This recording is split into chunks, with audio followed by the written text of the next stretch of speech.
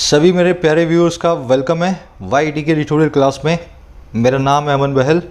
पेशे से मैं गवर्नमेंट ऑफिसर हूँ SSC CGL के थ्रू, और इन क्लासेस के ज़रिए आपको बताता हूँ आपकी अप्रोच इंग्लिश को लेकर के क्या होनी चाहिए SSC और बैंक्स की। ठीक है, मैं भी एक हिंदी मीडियम का स्टूडेंट हूँ, हमेशा से रहा हूँ। अपना आज सुबह का सेकंड आर्टिकल अपने पढ़ने वाले हैं। दिस टाइम फॉर माले इसका टाइटल है। ये आर्टिकल लिखा हुआ है मालदीव्स की यूनाइटेड नेशन जनरल असेंबली की प्रेसिडेंसी विन पे, प्रेसिडेंट की जो चुनाव है, इलेक्शन है, उसमें जीत पे, और इंडिया का कितना बड़ा कंट्रीब्यूशन है इस चीज़ पे। शुरू करें। देखो, अपने को पढ़ना है हर सेंटेंस की ग्रामर को अलग से लेकर के, हर सेंटेंस के स्ट्रक्चर और वोकैब को अलग से।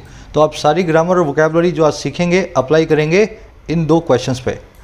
पहला वाला थोड़ा एडवांस्ड है, दूसरा वाला ईजी आपको लगेगा, पर सारा पढ़ने के बाद, है ना। तो ध्यान से पढ़ें, चीज़ों को सीखें। वीडियो के लास्ट में इस क्विज को लाइव सॉल्व करेंगे। पहले आप एक कोशिश इसको कर सकते हैं। चलिए शुरू करें। आइए कुछ नया सीखते हैं।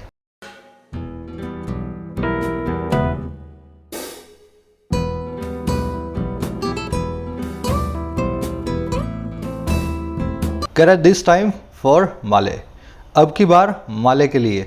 माले क्या है? मालदीव्स की कैपिटल का, राजधानी का नाम है माले। तो कह रहा है अब की बार मालदीव्स की बारी है। UNGA प्रेसिडेंसी की बात हो रही है, यूनाइटेड नेशन की जनरल असेंबली के प्रेसिडेंट की पोस्ट की बात हो रही है। अब डिटेल में देखेंगे क्या कहना चाह रहा है ना। कैसे मिली इसको यूनाइटेड नेशन GA की पोस्ट?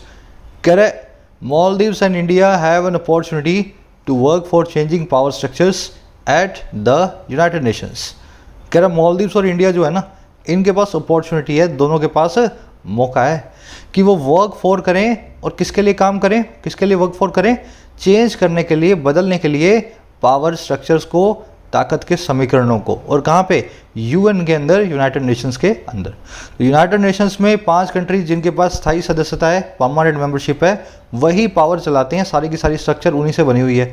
अब इन दोनों को मिल गया मौका, अपनी अपॉर्चुनिटी के हिसाब से पावर स्ट्रक्चर को थोड़ा सा बदल भी सकते हैं, है ना, आने वाले टाइम में। सेंटेंस के सब्जेक्ट थे मालदीव्स एंड इंडिया, वर्ब है इसकी हैव।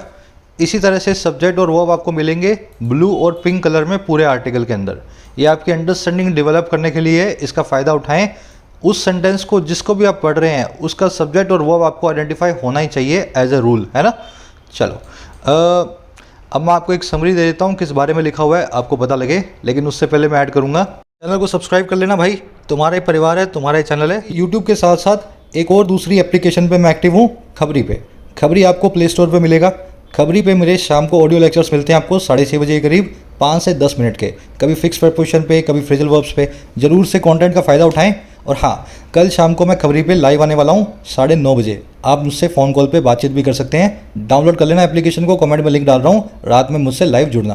अब देखो, समरी ये है कि मालदीव्स के जो फॉरेन मिनिस्टर हैं अब्दुल्ला शाहिद, ये UNGA United nation general assembly के प्रेसिडेंट की पोस्ट पे जीत गए हैं, है ना। इलेक्शन के अंदर इनको जीत मिली है। और इस जीत में बहुत बड़ा हाथ है इंडिया का, क्योंकि इंडिया ने बोल दिया था कि मालदीव्स जब खड़ा करेगा अपना आदमी, हम उसको सपोर्ट करने वाले हैं। तो इंडिया ने सपोर्ट किया भी, और इंडिया के चक्कर में बहुत सारी कंट्रीज़ ने मालदीव्स को सपोर्ट किया। अब देखो, इससे हुआ क्या? सामने वाला जो कैंडिडेट है वो गया हार, जो कि था अफगानिस्तान से। और अफगानिस्तान भी इंडिया का एक फ्रेंडली कंट्री है। हमारा आर्टिकल क्या कह रहा है? कह रहा है पहली चीज़ तो इंडिया के पास बहुत अच्छा मौका है, मालदीव्स के साथ मिलकर के यूनाइटेड नेशंस की पावर स्ट्रक्चर्स को चेंज करें। आने वाले टाइम में थोड़े से रिफॉर्म्स आने की वहाँ पे ज़रूरत है। दूसरा, अफगानिस्तान से अच्छे से बातचीत करनी चाहिए, ऐसा ना हो अफगानिस्तान नाराज़ हो जाए। इंडिया ने अपना वचन निभाया है। आज से 3 साल पहले मालदीव्स को बोला था कि हम आपको सपोर्ट करेंगे, लेकिन अफगानिस्तान लास्ट मोमेंट पे आया था, तो इस चक्कर में इंडिया उसको सपोर्ट नहीं कर पाया। तो अफगानिस्तान जो अपना पुराना दोस्त है, उसको भी अच्छे से बात करके मनाना है, कहीं वो नाराज़ ना बैठा हो। समझ गए? बस यही आज इसकी समरी है। आज की टोन्स हो गई 2। पहली है सेलिब्रेटिंग, विक्ट्री को सेलिब्रेट करता हुआ दिखेगा आपको, इंडिया और मालदीव्स ऐसा करेंगे, इंडिया और मालदीव्स ऐसा करेंगे। दूसरा, ऑप्टिमिज्म। यहाँ पे ऑप्टिमिस्टिक टोन इसलिए है क्योंकि पावर स्ट्रक्चर्स को बदलने की बात कर रहा है UN के अंदर आने वाले टाइम में। तो 2 टाइप की टोन है। अब आ जाओ अपने वोकैबुलरी वर्ड्स पे। देखो, सारे वर्ड्स आपको रोज़ 5-5 करके करवा रहा हूँ, इनको रिविज़न करते रहना। संडे को मैं क्विज भी लेकर के आ रहा हूँ, है ना। पिछले वाले नहीं भूलने हैं, अगले वाले याद करने के चक्कर में। आज के हमारे जो वर्ड हैं, आज 4 ही हैं मेन वर्ड्स अपने जो अच्छे वर्ड्स हैं वोकैबुलरी के। कैनवस, इंटेंडम, डोरमेंट और रफल फेदर्स। कैनवस एक वर्ब है, वैसे नाउन भी होता है। इसका मतलब होते हैं 2 कैनवस वर्ड के। पहला, किसी सपोर्ट को गैदर करना, किसी से वोट मांगना, किसी से सपोर्ट मांगना, है ना, जैसे नेताजी घर आके मांगते हैं, वो कैनवस होता है। और दूसरा किसी चीज़ को एनालाइज करना, विश्लेषण करना, किसी चीज़ के अंदर झांक करके उसके फीचर्स को जानने की कोशिश करना बहुत गहरे से। अब दोनों तरीके से इसको आप यूज़ करेंगे। The PM spend the whole election campaign canvassing for support. PM साहब ने स्पेंड कर दिया पूरा इलेक्शन कैंपेन वोट मांगते हुए, सपोर्ट को मांगते हुए, है ना, कैनवसिंग फॉर सपोर्ट, सपोर्ट को मांग रहे थे। और वैसे ही documents relating to the fraud are being canvassed by the CBI।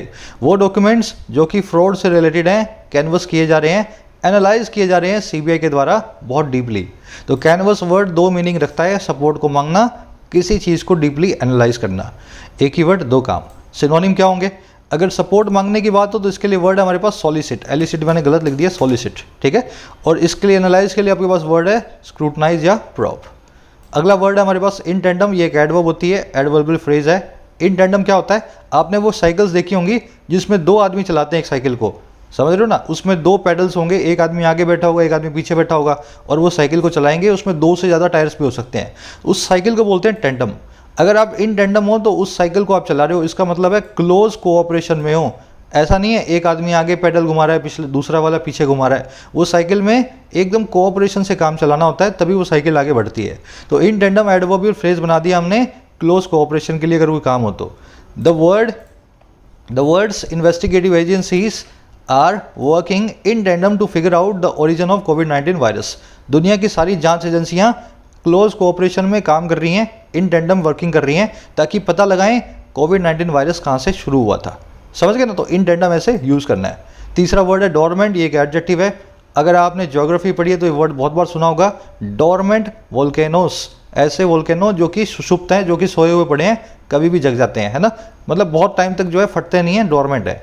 तो डोरमेंट का मतलब ही होता है ऐसी चीज़ जो सोई हो, इनएक्टिव हो, स्लीपिंग हो। The volcano has been dormant for years. ये वोल्केनो सोया हुआ है कई सालों से, है ना, कई सालों से ये वोल्केनो में ब्लास्ट नहीं हुआ है। All of us have dormant talents that need someone's encouragement to be activated। हम सभी के अंदर छुपे हुए टैलेंट्स हैं, डॉर्मेंट टैलेंट्स हैं, अंदर सोए हुए टैलेंट्स हैं, जो किसी के एनकरेजमेंट की जिसको नीड होती है एक्टिवेट होने के लिए। तो टैलेंट तो सभी में है, पर डॉर्मेंट है, छुपा हुआ है, स्लीपिंग है, इनएक्टिव है। तो इस तरह से डॉर्मेंट नाम के वर्ड को आप यूज़ करें। लेटेंट या हिडन भी बोलते हैं इसको, और इसका नाउन फॉर्म होता है डॉर्मेंसी, स्टेट ऑफ इनएक्टिवनेस, है ना, डॉर्मेंसी। लास्ट हमारे पास एक इडियम है रफल फैदर्स। इसका मतलब है किसी को चिढ़ा देना। किसी जानवर को पकड़ो जिसके फैदर्स हो, पंख हो, और पंखों को जोर जोर से हिला दो। वो जानवर है ना आपसे दुखी हो जाएगा, भागने लगेगा, है ना। किसी जानवर, क्या बोल रहा हूँ मैं, पंछी वंछी को, तो अगर आप उसके रफल फैदर्स कर रहे हो ना, तो उसको आप चिढ़ाने का काम कर रहे हो। रफल का मतलब होता है जोर जोर से हिलाना, है ना। तो रफल फैदर्स किसी को चिढ़ा देना। कह रहा her statements have ruffled feathers in the political arena of the country.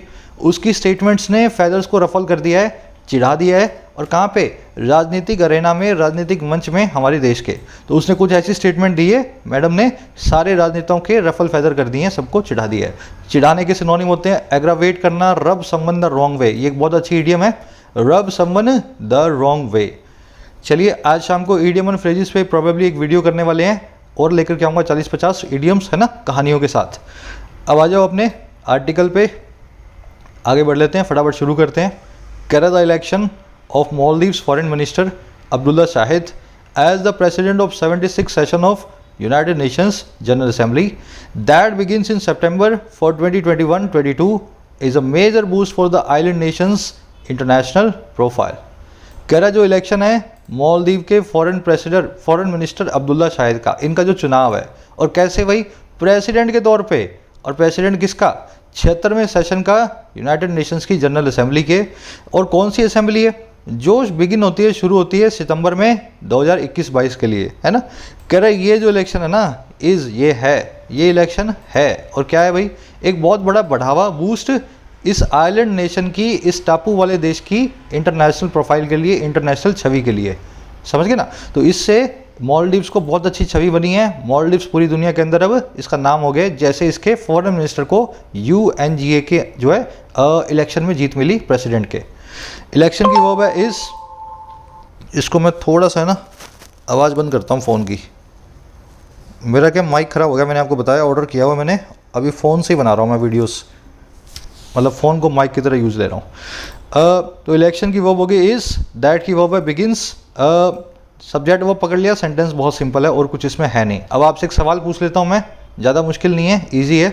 मुझे बता दो, इलेक्शन है, कंसीडर है, नेम है, रीनेम है ना, इन सब के बाद में, वर्ब्स के बाद में, ध्यान से सुनना, इन सभी वर्ब्स के बाद में कभी भी एज नहीं आता। He was elected the president, फिर यहाँ पे इलेक्शन के बाद एज क्यों लिखा हुआ है? बहुत ही सिंपल सी बात है, ज़्यादा मुश्किल कुछ है नहीं इसमें, एक ही लाइन का जवाब है इसका। इलेक्शन वर्ब के बाद में एज नहीं आता, फिर यहाँ पे इलेक्शन वर्ब के बाद में एज क्यों आया हुआ है? बताना कमेंट्स में, मैं आपको अभी बताऊंगा नेक्स्ट सेंटेंस के बाद। चलो, कर the election marks the first time a Maldivian will hold the post in UN's history and his margin of victory 143 to his challenger's 48, indicating support from nearly 3/4 of all countries at the UN is significant. कह रहा है election mark करता है, election निशान बनता है, इशारा करता है उस पहले टाइम की तरफ जब एक मॉल्दीवियन जो है होल्ड करेगा, एक मालदीव का आदमी रखेगा अपने पास एक पोस्ट को, और कहाँ पे? यूएन की हिस्ट्री के अंदर। और कह रहा है इसका जो मार्जिन ऑफ विक्ट्री है, इस मालदीव के फॉरेन मिनिस्टर का जो मार्जिन है जीत का, जो है 143 के सामने उसके चैलेंजर के 48, तो इसको 48 वोट 143 मिले, इसके चैलेंजर अफगानिस्तान को मिले 48। और कह रहे जो कि सपोर्ट भी करता है, और कहाँ से सपोर्ट? नियरली लगभग 3/4 से ऑल कंट्रीज़ के यूएन के अंदर, 3/4 कंट्रीज़ के यूएन के अंदर। कह रहे इसका जो मार्जिन ऑफ विक्ट्री है ना, इज सिग्निफिकेंट, अपने आप में बहुत बड़ा है, ये बहुत बड़ा है ना, 3/4 तो इसको मिले और 1/4 अफगानिस्तान को मिले। समझ गए? इलेक्शन की वर्ब है मार्क्स, मॉल्दीवियंस की वर्ब है होल्ड, मार्जिन ऑफ विक्ट्री की वर्ब है इज, है ना। इंडिकेटिंग यहाँ पे प्रेजेंट पार्टिसिपल साइमल्टेनियस एक्शन, जब ये विक्ट्री सिग्निफिकेंट थी, जब मार्जिन ऑफ विक्ट्री बहुत बड़ी थी, उसी वक्त ये इंडिकेट कर रही थी सपोर्ट को 3/4 देशों के। दो काम एक साथ हो रहे हैं, एक काम को वर्ब की आईएनजी फॉर्म से हम बताते हैं, है ना। अब एक ग्रामर रूल है यहाँ करेंगे, उससे पहले ऊपर ही आ जाओ। इलेक्शन के बाद एज कैसे आ गया? देखो, जो मैंने आपको रूल बताया हुआ है, इलेक्शन के बाद, कंसीडर के बाद में, है ना, नेम के बाद में, रीनेम के बाद में, इनके बाद में एज नहीं आता जब ये वर्ब की तरह काम कर रहे हो। यहाँ पे इलेक्शन एक नाउन है, दे इलेक्टेड अस एज प्रेसिडेंट, तो एज जो है यहाँ पे गलत हो जाएगा क्योंकि इलेक्टेड एक वर्ब है। लेकिन माई इलेक्शन एज प्रेसिडेंट, यहाँ पे माई इलेक्शन में इलेक्शन एक नाउन है, एज इसके बाद आ सकता है। सब्जेक्ट, अगर आप नाउन और वर्ब और एडजेक्टिव के बीच का डिफरेंस नहीं कर पाते हो ना, तो इंग्लिश के आधे ग्रामर रूल्स आपके लिए कंफ्यूजिंग है। आप अपने खुद से पूछ करके देखो, आपको क्यों लगता है वो रूल्स कभी काम करते हैं और कभी नहीं करते हैं। रीज़न एक ही है, आप पार्ट ऑफ स्पीच को पहचान नहीं पा रहे हो, इसी वजह से ऐसा हो रहा है। चलो आगे बढ़ते हैं। ग्रामर रूल है हमारे पास यहाँ पे, सिंपल सा एक रूल है। तीनों क्वेश्चन हैं, अगर आप इनको एक ट्राई दें उसके बाद मैं आपको रूल करवाता हूं, है ना। चलो, रूल क्या कहता है? ये जो आप कभी कभी ऐसे ये देखोगे ना, रेशो या प्रोपोर्शन, 1/4 है, 3/4 है, 5/4 है, इनको कैसे ट्रीट करना है? सिंपल सा तरीका है इसका। आप कभी भी 1 देखो तो इसके आगे एस ना लगाएं। जैसे 1/4 है ना, तो 1/4 ही लिखें, 1/4 ना लिखें। लेकिन 1 के अलावा कुछ भी हो, 3/4 हो, 5/5 हो, कुछ भी लिखा हो, अगर 1 के अलावा 3, 5, 4 मतलब एक से ज़्यादा यहाँ पे आ जाए तो पीछे एस लगाना जरूरी है। समझ गए ना। 1/5 पे, 1/4 पे एस नहीं आएगा, 1/7 पे एस नहीं आएगा, लेकिन 2/5 पे, 2/4 पे, 5/7 पे, इन सब के आगे एस को लगाना पड़ेगा। सिंपल सा रूल, पहला रूल तो ये समझो। दूसरा, इसकी वर्ब क्या होगी? 1/4 की वर्ब और 3/4 की वर्ब में क्या फ़र्क होगा? हैज़ हैव लगाएं या वॉज वर लगाएं, तो ध्यान से समझना। 1/4 ऑफ द एम्प्लॉइज वॉज या वर एबसेंट दैट डे, 1/4 एम्प्लॉइज उस दिन एबसेंट थे। ध्यान रखें, 1/4, 3/4 ये जो सारे के सारे जो है ना प्रोपोर्शन, ये पोर्शंस, इनकी कोई खुद की वर्ब्स नहीं होती। वर्ब लगती है ऑफ के बाद आने वाले नाउन के हिसाब से। यहाँ पे नाउन है एम्प्लॉइज, एम्प्लॉइज एक प्लूरल नाउन है, तो वर्ब आएगी प्लूरल। समझ गए ना। इनकी खुद की कोई वर्ब होती नहीं है, 3/4 की खुद की कोई वर्ब है ही नहीं। वर्ब किसके हिसाब से लगेगी? ऑफ के बाद में आने वाले नाउन के हिसाब से। तो एम्प्लॉइज के हिसाब से वर आ गया, टास्क एक सिंगुलर नाउन है तो उसके हिसाब से हैज़ बीन फिनिश्ड, इसके हिसाब से सिंगुलर वर्ब आ गई। और मिल्क एक अनकाउंटेबल नाउन है, इसको काउंट कर ही नहीं सकते हो। अनकाउंटेबल नाउन की वर्ब वैसे ही बाय डिफॉल्ट सिंगुलर होती है।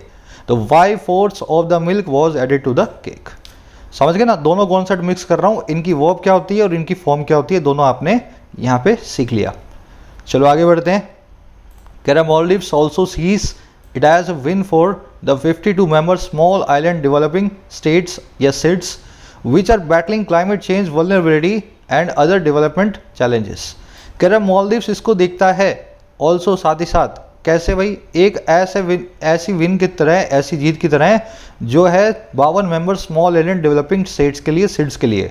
और ये वो सभी के सभी स्टेट्स हैं जो कि बैटल कर रही हैं, लड़ाई कर रही हैं क्लाइमेट चेंज से, वल्नरेबिलिटी को, क्लाइमेट चेंज के सामने अपनी जो कमजोरी है उससे, और दूसरे कई डेवलपमेंटल चैलेंजेस के साथ, अपने डेवलपमेंट से रिलेटेड चुनौतियों के साथ। तो मॉलडीव्स है ना, और ऐसे कई सारे देश हैं जो कि अगले 10, 20, 30 सालों में पानी में डूब सकते हैं, है ना, उनका बहुत बड़ा एरिया। तो इन्होंने एक स्मॉल आइलैंड डेवलपिंग स्टेट्स बनाई हुई है कि देखो हमारे जो है क्लाइमेट चेंज का बहुत बड़ा हमारे ऊपर इफेक्ट पड़ने वाला है। तो इस पूरे स्मॉल आइलैंड डेवलपिंग स्टेट्स नाम के ग्रुप के लिए ही मॉलदीव सोचता है अब जीत मिली है मेरे चक्कर में, है ना। मॉलदीव्स की वर्ब है सीज, विच की वर्ब है बैटलिंग, है ना, आर बैटलिंग, विच आया इस डेवलपिंग स्टेट्स नाम के ग्रुप के लिए 52 मेंबर्स का। चलिए आगे बढ़े। वल्नरेबिलिटी होती है आपकी कमजोरी, वीकनेस या ससेप्टेबिलिटी, किसी चीज़ के सामने आपकी कमजोरी कहलाती है वल्नरेबिलिटी। कह रहे in addition in a year when events in Afghanistan will draw attention as US forces begin to pull out, mister Shahid's victory over his surprise opponent former Pakistan foreign minister Zalmai Rasool is remarkable. कह रहे इसी के साथ साथ इन एडिशन, एक ऐसे साल में जब इवेंट्स जो हैं, जो घटनाएं हैं अफगानिस्तान में ड्रॉ करेंगी सबकी अटेंशन को, सबके ध्यान को, जैसे ही अमेरिका की फोर्सेस, अमेरिका के फौजी शुरू करते हैं पुल आउट करना, वहाँ से बाहर निकलना। कह रहा है इसी के साथ साथ ऐसे एक साल में, कह रहा है ऐसे एक साल में मिस्टर शाहिद की जो विक्ट्री है ना अपने सरप्राइज ओपोनेंट के सामने, ऐसा ओपोनेंट जो लास्ट मोमेंट पे खड़ा हुआ था, सरप्राइज था सभी के लिए, और जो था कौन, अफगानिस्तान का पुराना मिनिस्टर है जिसका नाम है जलामी रसूल, फॉरेन मिनिस्टर। कह रहा है ये जो है ना ऐसे टाइम में विक्ट्री अपने आप में बड़ी रिमार्केबल है, बहुत ही एक्सेप्शनेबल है ना। सारी दुनिया जो है अफगानिस्तान पे नज़रें गड़ा के बैठी है, अफगानिस्तान सारी दुनिया के सेंटर जो है, सेंटर स्टेज पे है अटेंशन के, बावजूद इसके अफगानिस्तान का आदमी हार गया और जो है इसके मॉलदीव्स के बंदे को जीत मिली है। तो अपने आप में जीत बड़ी रिमार्केबल है। इवेंट्स की वर्ब है विल ड्रॉ, फोर्सेस की वर्ब है बिगिन, पुल आउट करना होता है बाहर निकलना, विड्रॉ करना, आप पुल कर रहे हो आउट, अपने सोल्जरों को खींच करके सोल्जर्स को बाहर निकाल रहे हो, पुल आउट।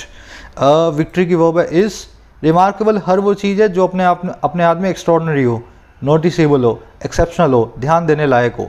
अब मेरा आपसे एक सवाल है, कल ही हमने रिमार्केबल का एक एंटोनिम देखा था, बहुत अच्छा वर्ड है, कल ही आपने मुझसे सीखा है, फटाफट से उस वर्ड को याद करें। चलो लिख देता हूँ यहाँ पे, याद होना चाहिए आपको वैसे तो, मीडियोकर। मीडियोकर हर वो चीज़ है जो एक्सेप्शनल ना हो, बिल्कुल ऑर्डिनरी हो, साधारण सी हो, उसको कहते हैं मीडियोकर। चलिए आगे बढ़े। कह रहे for India to that helped Maldives canvass support, the outcome is welcome, not only because of its close ties with Male but also the high regard for mister Shahid, a key member of the Solih government. कह रहे India के लिए भी, for India to, और क्या कह रहा वो वाला इंडिया जिसने हेल्प किया, जिसने मदद की मॉलदीव्स को कैनवस करने में, सपोर्ट को। कैनवस आपको मैंने सिखा दिया ना, किसी चीज़ को मांगना, किसी चीज़ को इकट्ठा करवाना। तो कह रहे वो इंडिया जिसने मॉलदीव्स को इकट्ठा करने में, सपोर्ट को बड़ी मदद की। कह रहा इस इंडिया के लिए भी जो आउटकम है, जो नतीजा है, बड़ा वेलकम है, इसका बड़ा स्वागत है।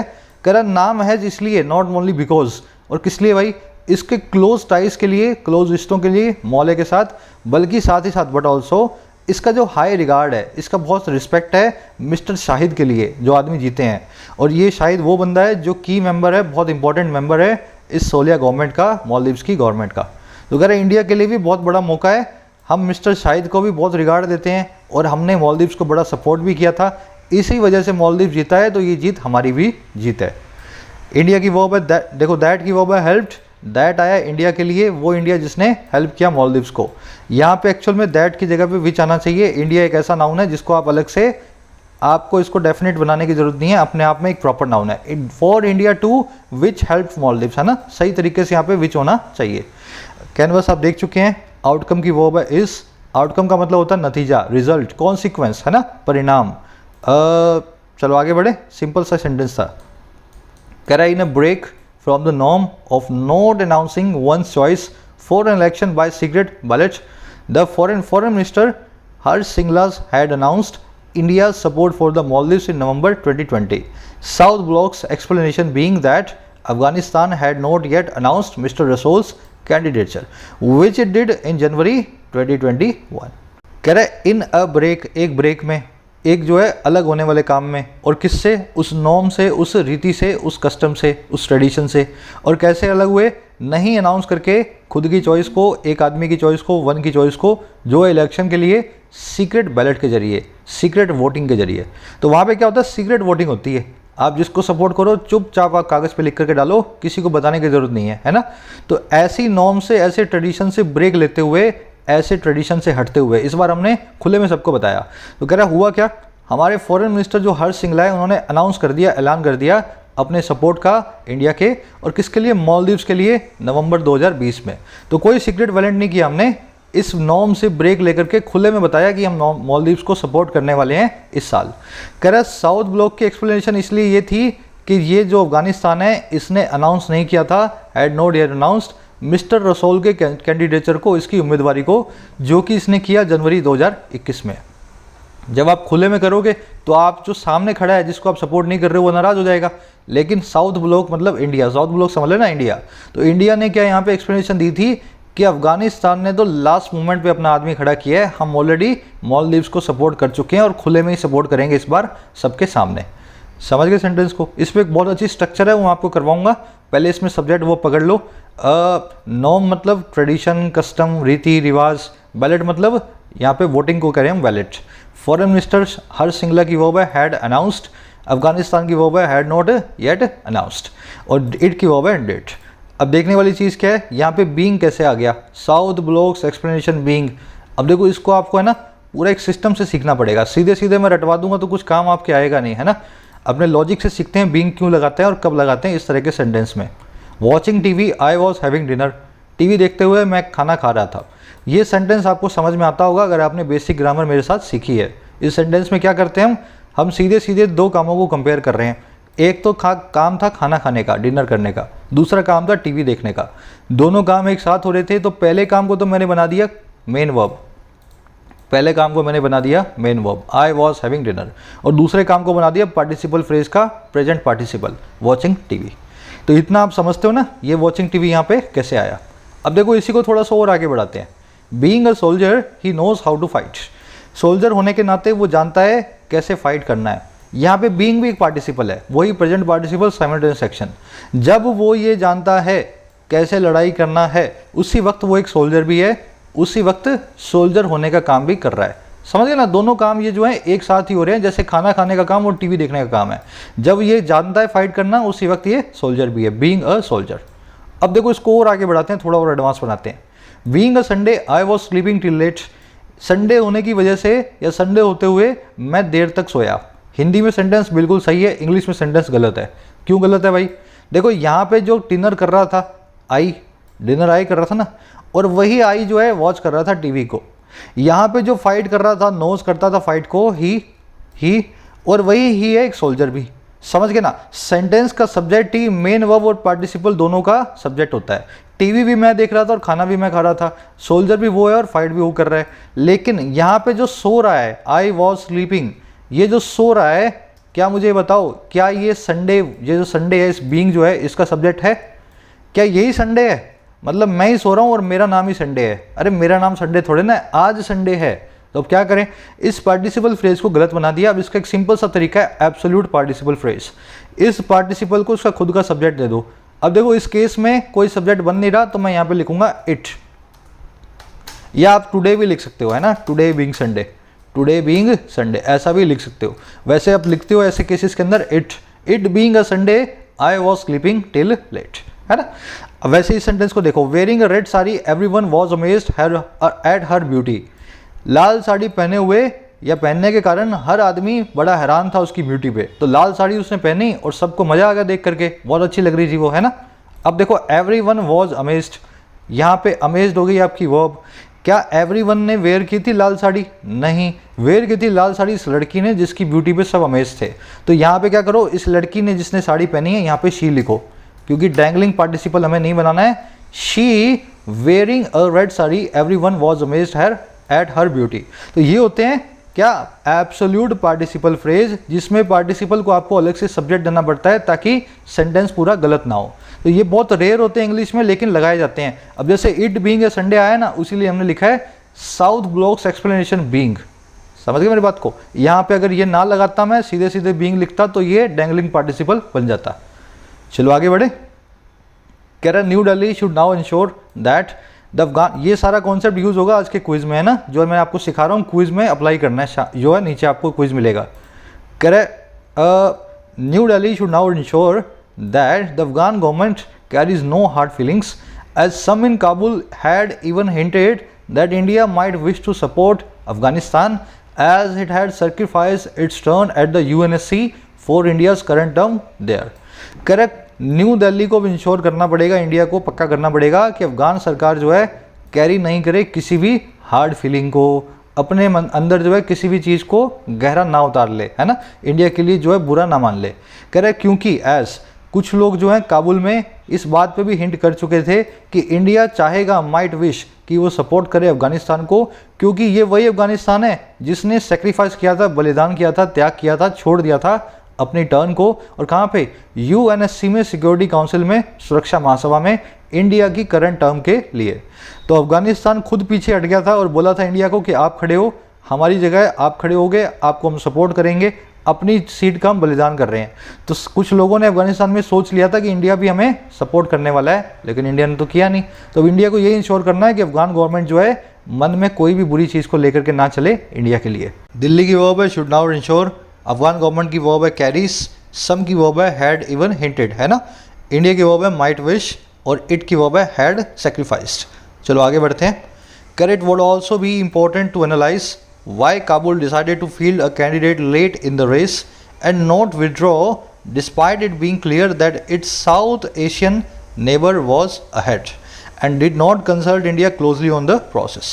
कह रहे ये भी बड़ा इंपॉर्टेंट होगा एनालाइज करना, इस चीज़ को विश्लेषण करना, ध्यान से समझना कि क्यों जो है काबुल ने डिसाइड किया, काबुल ने सोच लिया कि हम फील्ड करेंगे, हम जो है एक कैंडिडेट को जो है अपना जो है चुनाव में उतारेंगे बहुत देरी से लेट इस रेस के अंदर, इस चुनाव के अंदर, और नहीं विड्रॉ किया बावजूद इस बात के क्लियर होने के कि इसका जो साउथ एशियन नेबर है वो आगे था, मालदीव्स जो कि इसका साउथ एशियन पड़ोसी है वो इससे बहुत आगे है, और ना ही इसने कंसल्ट किया इंडिया से क्लोजली आकर के इस प्रोसेस पे, पूरी जो है सारी प्रोसेस पे। तो कह रहे ये भी एनालाइज करना बड़ा ज़रूरी है, क्यों अफगानिस्तान जो है एक मैच, ऐसा जो मैच जो ये ऑलरेडी हार चुका है, उस मैच को इसने खेलने की कोशिश की, अपने कैंडिडेट को वापस पुल आउट नहीं किया। इट की वर्ब है वुड ऑल्सो भी, काबुल की वर्ब है डिसाइडेड, नेबर की वर्ब है वॉज, डिस्पाइट का मतलब होता है बावजूद, है ना, इंस्पायर्ड ऑफ बोल दो, डिस्पाइट बोल दो या नॉट विथस्टैंडिंग बोल दो।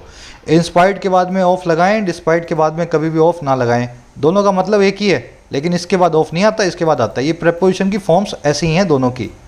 चलो आ जाओ नेक्स्ट सेंटेंस पे, नेक्स्ट पैराग्राफ पे। कह रहा the focus now shifts to his tenure and South Asian issues such as the impact of the corona virus pandemic and equitable access to vaccines. कह रहा सारा फोकस अब शिफ्ट होता है उसकी टेन्योर पे, उसके कार्यकाल पे, और साउथ एशियन इश्यूज़ पे, जैसे कि पहला इशू है इम्पैक्ट जो है कोरोना वायरस पैंडेमिक का, और दूसरा है एक्विटेबल एक्सेस का वैक्सीन्स के लिए, बराबरी का एक्सेस वैक्सीन्स के लिए। समझ गए ना? तो सारा फोकस अब इन्हीं चीज़ों पे, इन्हीं मुद्दों पे सारा शिफ्ट हो जाएगा इसके जीतने के साथ ही। टेन्योर का मतलब होता है कार्यकाल, एक्विटेबल मतलब बराबरी का। अब एक छोटा सा अपने कॉन्सेप्ट करेंगे, वैसे तो बहुत बार आप कर चुके हो। मुझे बताओ यहाँ पे दो सेंटेंस है, चलो पहले इनको सॉल्व कर लेते हैं, है ना। नोबडी कैन एक्सेस या access to this door except for the owner. कोई भी इंसान जो है एक्सेस नहीं कर सकता है, नहीं पहुँच सकता इस डोर को, इस दरवाजे के पार छोड़ करके ओनर को। सिर्फ ओनर ही है, उसी के पास चाबी है, और कोई जो है दरवाज़ा नहीं खोल सकता। एक्सेस का मतलब होता है पहुँच पाना, है ना, वर्ब फॉर्म में। तो मैं क्या करूँगा यहाँ पे चूज़ करूँगा एक्सेस को, टू को यूज़ नहीं करूँगा, बिना टू के एक्सेस लगाऊंगा। Nobody can access this door, है ना। यहाँ देखो नोबडी हैज़ एक्सेस या access to this door except for the owner. किसी के पास भी एक्सेस नहीं है, किसी के पास भी चाबी नहीं है, किसी के पास भी पहुँच नहीं है इस डोर की सिवा ओनर के। यहाँ पे मैं यूज़ करने वाला हूँ एक्सेस टू को। सवाल आपसे सिंपल सा है और बहुत ही सीधा सा है, स्ट्रेट फॉरवर्ड। यहाँ भी एक्सेस और यहाँ भी एक्सेस, फिर ऐसी क्या ज़रूरत आनी पड़ी कि हमें एक्सेस के बाद यहाँ पे टू नहीं रखा और यहाँ पे रखा। समझना पड़ेगा इन चीज़ों को आपको, नहीं तो ज़िंदगी भर इसी चक्कर में रह जाओगे। कहीं तो एक्सेस के बाद टू लगता है सर और कहीं नहीं लगता। बड़ी इंग्लिश जो है ख़तरनाक लैंग्वेज है। चलो इंग्लिश बहुत आसान लैंग्वेज है अगर आप एक्सेस का पार्ट ऑफ स्पीच जान लो। यहाँ पे एक्सेस एक वर्ब है और यहाँ पे एक्सेस एक नाउन है। वर्ब फॉर्म में एक्सेस एक ट्रांजिटिव वर्ब है, कभी भी प्रीपोजिशन को अपने बाद नहीं रखती, तो एक्सेस के बाद में हमने टू नहीं लगाया। लेकिन नाउन फॉर्म में एक्सेस अपने बाद हमेशा फिक्स प्रीपोजिशन टू को रखता है, I don't have access to the door, they don't have access to the vaccines, है ना। यहाँ पे हैज़ मेन वर्ब होगी, एक्सेस एक नाउन है इसीलिए इसके बाद में टू लगा हुआ है, समझ गए। ये सभी वो वर्ब्स हैं जो कि वर्ब फॉर्म में अपने बाद कभी प्रेपोजिशन नहीं लेंगी, लेकिन नाउन फॉर्म में इनके बाद इनका प्रेपोजिशन फिक्स है। याद रखें इनको, कंट्रोल है, एक्सेस है, थैंक्स है, अटैक है, डिमांड है, ऑर्डर है, हीट है ना। क्वेश्चन बनेंगे इन पे, आपको गलत नहीं करके आना है, मैंने आपको इनका लॉजिक समझाया हुआ है। चलो आ जाओ आगे बढ़ते हैं। कह रहा है cooperation is close and mister Shahid is in discussions with to appoint an Indian diplomat as his chief aide. कह रहा है कोऑपरेशन बहुत क्लोज है, दोनों कंट्रीज़ के बीच का कोऑपरेशन जो है बहुत नज़दीकी है, और शाहिद साहब जो है, मिस्टर शाहिद, वो डिस्कशन में है, बातचीत में है, अपॉइंट करने के लिए किसी भी इंडियन डिप्लोमेट को, एक इंडियन डिप्लोमेट को अपने सबसे बड़े सहायक के तौर पे, चीफ एड के तौर पे। तो इंडियन डिप्लोमेट को दोस्त बनाएंगे, अपना जो है हेल्पर बनाएंगे, ऐसा भी कह रहे हैं। एड का मतलब होता है दोस्त, अलाय, हेल्पर, फ्रेंड। शाहिद की वर्ब है इज, कोऑपरेशन की वर्ब है इज। कह रहा है given that the previous president of the general assembly from Turkey had ruffled feathers with his remarks in Islamabad that Pakistan was duty bound to raise the Jammu and Kashmir dispute more strongly at the UN. Mr. Shah's tenure is expected to see a far smoother term for India. इतना ही पढ़ लेते हैं, लंबा sentence है। कह रहा देखते हुए इस चीज़ को, गिवन दैट जो प्रीवियस प्रेसिडेंट था, गिवन दैट का मतलब होता है देखते हुए इस चीज़ को, एक कंजंक्शन होती है। कह रहा जो पुराना प्रेसिडेंट था जनरल असेंबली का टर्की से, उसने रफल किया था फेदर्स को, उसने चिढ़ाया था। रफल फेदर आप देख चुके हो ना, किसी को चिढ़ाना, और कैसे अपने रिमार्क्स के जरिए, और किस पे, इस्लामाबाद में।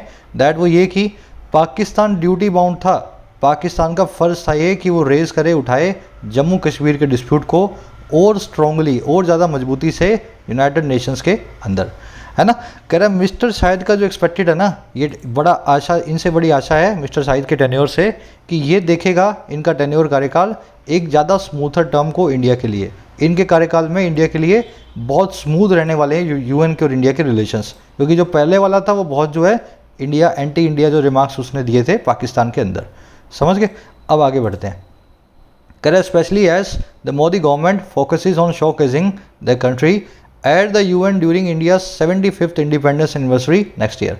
खास करके जबकि जो मोदी गवर्नमेंट है वो फोकस करती है शोकेस करने को, दिखाने को हमारे देश को यूनाइटेड नेशंस में, और कब, इंडिया की 75वीं सालगिरह के दौरान, इंडिपेंडेंस की सालगिरह के दौरान, अगले साल नेक्स्ट ईयर।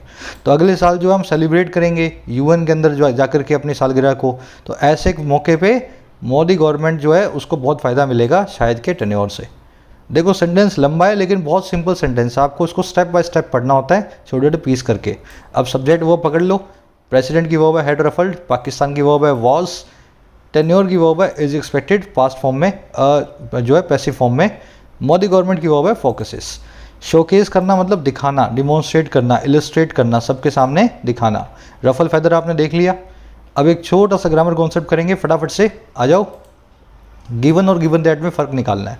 कभी कभी आपको गिवन मिलेगा और गिवन दैट भी मिलेगा कभी कभी, तो आपको पहचानना होगा कहाँ पे गिवन लगाया जाए और कहाँ पे गिवन दैट को लगाया जाए। इसकी ट्रिक क्या है, गिवन एक प्रेपोजिशन है और गिवन दैट एक कंजंक्शन है। गिवन का मतलब है देखते हुए इस चीज़ को, गिवन दैट का मतलब भी है देखते हुए इस चीज़ को, लेकिन कंजंक्शन की जगह कंजंक्शन लगाएं और प्रेपोजिशन की जगह प्रेपोजिशन को लगाएं। देखो गिवन या given that the possibility of a third wave of the virus, India is on high alert. देखते हुए पॉसिबिलिटी को, एक तीसरी वेव की वायरस की, इंडिया हाई अलर्ट पे है। अब मुझे बताओ यहाँ पे एक सब्जेक्ट और वर्ब का पेयर आ रहा है या नहीं आ रहा। पॉसिबिलिटी एक नाउन है, ऑफ प्रेपोजिशन है, इसका ऑब्जेक्ट है थर्ड वेव, ऑफ प्रेपोजिशन है, इसका ऑब्जेक्ट है वायरस। मतलब कोई भी नाउन और वर्ब नहीं आ रहा, यहाँ पे कोई क्लोज यहाँ पे है ही नहीं। समझ गए मेरी बात को। अगर यहाँ पे कोई क्लोज नहीं है तो पॉसिबिलिटी के लिए एक प्रेपोजिशन चाहिए, प्रेपोजिशन बनेगा गिवन।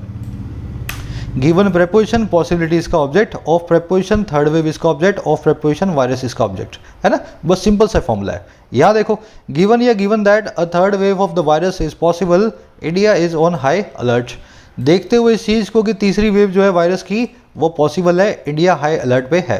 अब ध्यान देना, गिवन दैट के बाद में थर्ड वेव नाम का सब्जेक्ट आ रहा है, उसके बाद में ऑफ प्रेपोजिशन आ रही है, उसके बाद में ऑफ प्रेपोजिशन का ऑब्जेक्ट आ रहा है वायरस, वायरस, और सब्जेक्ट की वर्ब है इज, सब्जेक्ट की वर्ब आ रही है इज। तो सब्जेक्ट मिल गया और वर्ब मिल गई, सब्जेक्ट वर्ब का पेयर मिल गया, तो कंजंक्शन चाहिए, गिवन से काम चलेगा नहीं। आप लिखो यहाँ पे गिवन दैट। क्लियर हो गया। क्लोज मिल जाए, सब्जेक्ट वर्ब का पेयर मिल जाए तो गिवन दैट, अगर खाली नाउन मिल जाए, प्रेपोजिशन की ज़रूरत हो तो प्रेपोजिशन रखें गिवन को। चलो आ जाओ आगे। कह रहे कहाँ गया यार। Above all it is hope that India in the UNSC and Maldivian President of the General Assembly will work in tandem as New Delhi pursues its goals for multilateral reform। इतना ही पढ़ेंगे। कह रहे सब चीज़ों के ऊपर above all, कह रहे ये होप किया जा रहा है, ऐसी आशा है कि इंडिया जो है UNSC में और मालदीवियन प्रेसिडेंट जो है जनरल असेंबली में। UNSC के अंदर हमारे पास मेंबरशिप है और मालदीवियन प्रेसिडेंट हो गया जनरल असेंबली का। कह रहे ये दोनों जो है ना, ये दोनों वर्क करेंगे क्लोज कोऑपरेशन में, टेंडम में। इन टेंडम आपने देख लिया। कह रहे क्योंकि जो न्यू दिल्ली है वो परस्यू करता है अपने गोल्स को, अपने इच्छाओं को, अपने टारगेट्स को परस्यू करने का मतलब होता है चेज करना, अपने टारगेट्स को चेज करता है जो है मल्टीलेटरल रिफॉर्म के, बहुतरफा रिफॉर्म के, अलग अलग टाइप के रिफॉर्म हमें चाहिए, है ना। और एनर्जाइज करेंगे, reenergize the dormant process of effecting change in the old power structures in the global body. तो एक तो ये दोनों वर्क करेंगे जैसे ही न्यू दिल्ली इस काम को चेज करता है, और दूसरा ये दोनों जो है इंडिया और मालदीवियन प्रेसिडेंट री एनर्जाइज करेंगे, फिर से जान फूकेंगे उस डोरमेंट प्रोसेस में, इन एक्टिव प्रोसेस में जो है इफेक्ट करने की, इफेक्ट लाने की चेंज को। और कहाँ पे? ओल्ड पावर स्ट्रक्चर में, ग्लोबल बॉडी के। तो 5 ही लोगों के पास पावर है, इस ओल्ड स्ट्रक्चर को थोड़ा सा बदलाव लाने की तरफ भी काम करेंगे। समझ गए? इट की वर्ब है इज होप्ड, इंडिया और प्रेसिडेंट की वर्ब है विल वर्क एंड विल री एनर्जाइज, है ना, 2 वर्ब्स हैं। न्यू दिल्ली की वर्ब है परस्यूस। इन टेंडम आप देख चुके हैं, क्लोज कोऑपरेशन में एक एडवर्ब होती है, एडवर्बियल फ्रेज है। मल्टीलेटरल मतलब जिससे कई सारे लेटरल हों, बहुआयामी हो, इसको आप मल्टीफेसेटेड भी बोलते हैं। मल्टीलेटरल, मल्टीफेसेटेड, बहुत आयामों वाला, बहुत सारे पहलुओं वाली कोई चीज़। डोरमेंट आपने देख लिया, सोए हुए को बोलते हैं, इनएक्टिव को डोरमेंट, है ना, स्लीपिंग को। इसके लिए एक वर्ड है कॉमेटोस, जो कोमा में हो वो कॉमेटोस। परस्यू करना मतलब किसी चीज़ को सीख करना, चेस करना, ट्राई टू अचीव करना। सिंपल आर्टिकल है आज का, थोड़ा सा मैंने फास्ट पढ़ा है क्योंकि ऐसे आर्टिकल्स को तेज़ी से प्रोसेस करना हमें आना चाहिए। आ जाओ फटाफट से अपने क्विज पे। चलो आज एक काम करता हूँ, मैं फर्स्ट वाला क्वेश्चन आपको देता हूँ। मैं चारों में से मुझे सही करके बताओ। देखो जो तुम्हें सही मिले, ग्रामेटिकली करेक्ट मिले, वो तो तुम्हारा आंसर है, और जो ग्रामेटिकली करेक्ट नहीं है उनको आपको सही करना है। तो अपना आंसर ऐसे डालें, ए मान लो ए जो है, ए में ये गलती है, इसको ऐसे सही करना है। बी में ये गलती है, सी सही है, डी में ये गलती है ना, या चारों में गलती है तो ई आपका आंसर हो गया। सब लोग इसको ट्राई करोगे। दूसरा क्वेश्चन मैं करवा रहा हूँ, पहला क्वेश्चन आपको करना है, थोड़ा मुश्किल है लेकिन I want all of you to try. आपको आंसर मिलेगा कमेंट सेक्शन में, मैं भी अपडेट कर दूंगा। अब दूसरा वाला देख ले, बीइंग, हैविंग या बीइंग। देखो पहले में ऑप्शन है अपने पास बीइंग का या हैविंग का। तो बीइंग या having the president of world's strongest nation, रखते हुए प्रेसिडेंट को दुनिया की सबसे स्ट्रॉन्गेस्ट नेशन के, या फिर होते हुए प्रेसिडेंट दुनिया की सबसे स्ट्रॉन्गेस्ट नेशन का, दुनिया की सबसे स्ट्रॉन्ग नेशन का। तो होते हुए की बात हो रही है, ना कि रखते हुए की बात हो रही है ना। वो बीइंग वाला याद है ना आपको, being a soldier he knows how to fight. तो being the president of world strongest nation, ऐसा मेरे पास यहाँ पे मीनिंग चाहिए। प्रेसिडेंट होने की बात हो रही है, प्रेसिडेंट को हैव करके रखने की बात नहीं हो रही है। ए, सी और डी में से मेरा एक आंसर है। आगे बढ़ो। एंड गिवन या गिवन दैट या given his strong dislike for autocratic regimes. अब ध्यान देना, यहाँ पे गिवन और गिवन दैट में से सिर्फ और सिर्फ आएगा गिवन। ऐसा क्यों? क्योंकि स्ट्रॉन्ग डिसलाइक जो है इस गिवन का ऑब्जेक्ट बन गया, फॉर प्रीपोजिशन का ऑब्जेक्ट हो गया ऑटोक्रेटिक रिजीम्स, वर्ब तो कोई आई नहीं। आगे आप देखो, जो बाइडेन वाला दूसरा जो है शुरू हो गया। अगर आप यहीं पे इतना पकड़ लोगे तो यहीं से पता लग गया आपको, डी आपका आंसर है।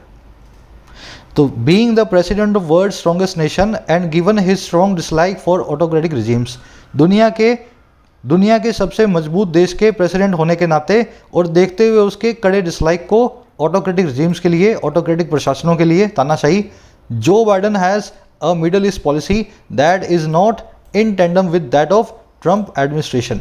तो जो बाइडेन के पास एक ऐसी मिडल ईस्ट की पॉलिसी है जो कि इन टेंडम नहीं है, बिल्कुल भी कोऑपरेशन में नहीं है उस पॉलिसी के साथ, विद दैट जो थी उसके ट्रंप एडमिनिस्ट्रेशन की, ट्रंप के टाइम के प्रशासन की। समझ गए ना? तो इन टेंडम आ जाएगा यहाँ पे। ये विद टेंडम गलत होता है, आपको पता ही है। इन टेंडम सही फ्रेज है, डी आपका आंसर है। चलिए मुलाकात होगी शाम में, पॉसिबली आज शाम को लेकर के आ रहा हूँ मैं एक वीडियो अपने ईडियम्स और फ्रेजेस पे, है ना। उसको आगे कंटिन्यू करते हैं कहानियों के जरिए, बैक स्टोरीज के जरिए ईडियम और फ्रेजेस को। 8:30 बजे करीब शाम को मैं वीडियो लेकर के आऊँगा। मुलाकात होगी तभी। वीडियो को एक लाइक और एक शेयर दें। फर्स्ट क्वेश्चन को जरूर से सॉल्व करें। अपने स्कोर को मुझे बताएं कमेंट्स में। Until then, signing out.